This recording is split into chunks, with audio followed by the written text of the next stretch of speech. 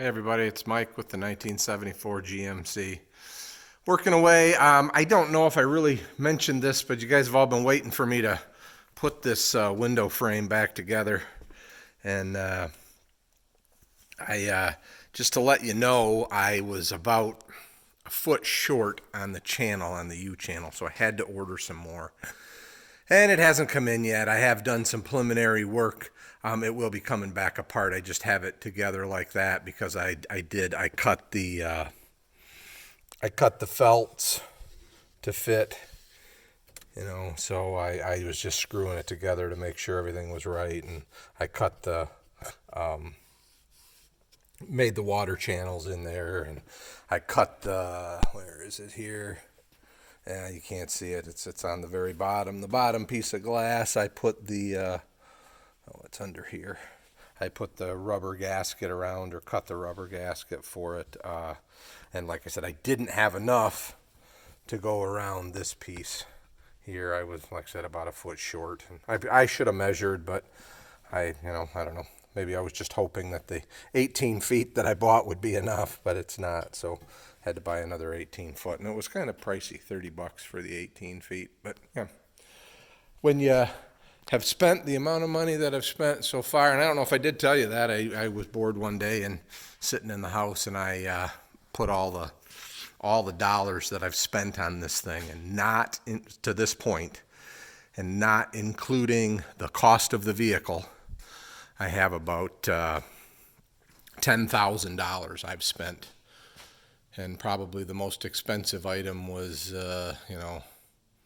the air conditioning stuff, which was totaled less than $1,000. So a lot of little parts and little stuff that adds up to a lot of money over time.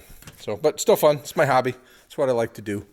And I love this vehicle, and I think it will be worth it afterwards. So what I'm going to try and do today, and I'm going to try and film some of it for you, but I'm going to put this window back in, and I have it set in place right now. I wanted to make sure that it's fitting in right and whatever. And I noticed that you can see what the size of the gap is up in the front, kind of matching up with the windshield gasket, and then it gets quite a bit bigger back here. And then I just don't remember this because remember it was loaded with caulk when I took it apart. This is pretty straight, but also pretty tight. And then the top is, I've got a bigger gap toward the front, a smaller gap toward the rear, which is what you'd kind of expect, seeing as I got the bigger gap down here. But there's really very little adjustment, and I'll kind of show you that on the inside. I am trying to decide whether I'm going to use mastic or the caulk or a combination, but you can see how close it is. Let me get back a little bit, to the fiberglass. There's not a lot of gap. There's a little bit up there.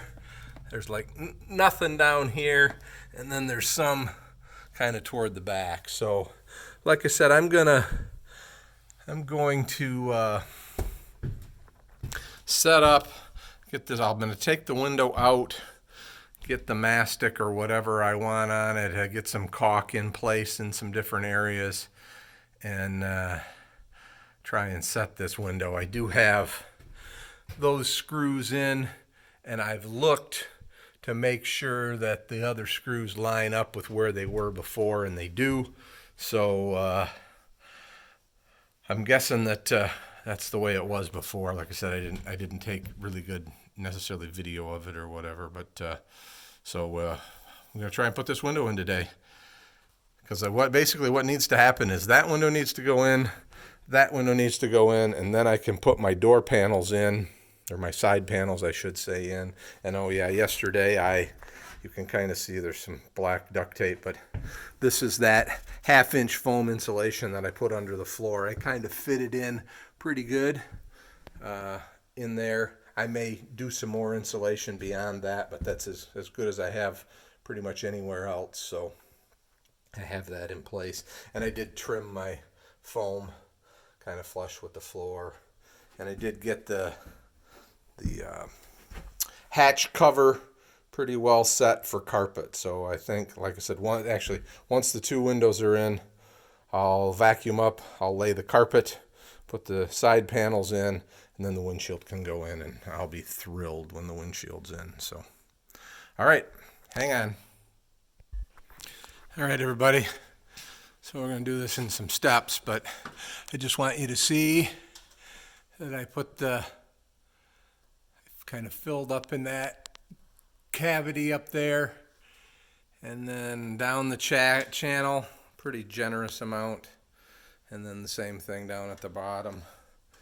I did put a little bit, there was a couple of little gaps on the back of that channel that I did put a little bit on. Now I'm gonna put it, oops, sorry Iris. I'm gonna put it on the window itself, and how I'm gonna do that and then not get it all over myself, I don't know. Maybe I'd be better off, I guess I didn't really think about it, to try and squeeze it on here. Nah, I think I'm gonna put it on the window. Kind of tip it in. Hopefully I won't scrape it away and leave myself without any in a spot, but I'll have to be real careful. Hang on. All right, a little live action here. You can see the tip about how I cut it off. There's not going to be any applied to this side because I already did that. I'm going to put a decent amount here in the corner, just because.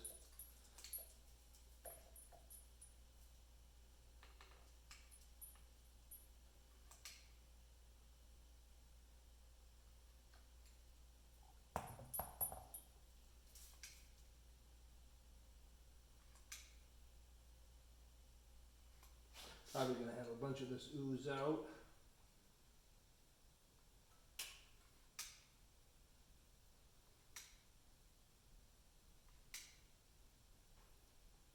I'd rather have it ooze out than not have enough to seal. So.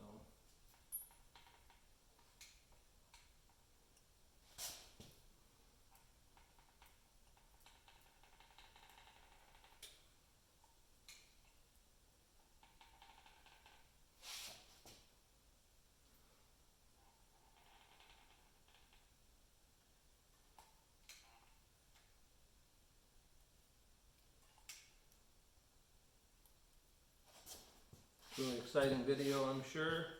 Kind of like our watching paint dry episodes.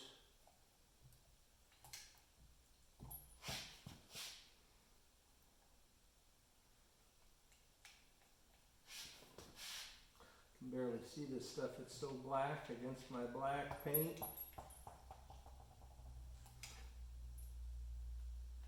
In the shadow.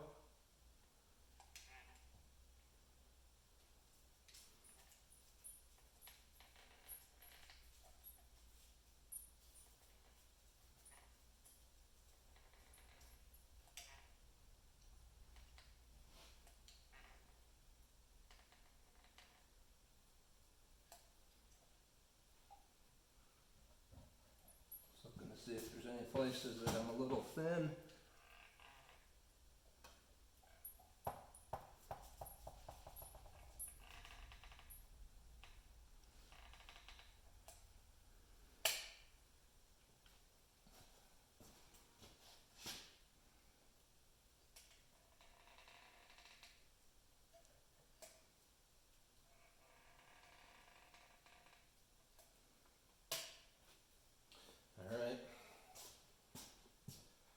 Nice and exciting, I'm sure. I'm going to pause you guys and then go set up over on the bus, hopefully where you can see. All right, everybody, I'm going to restart this video, or I'm going to end the video here and start another video with the window install.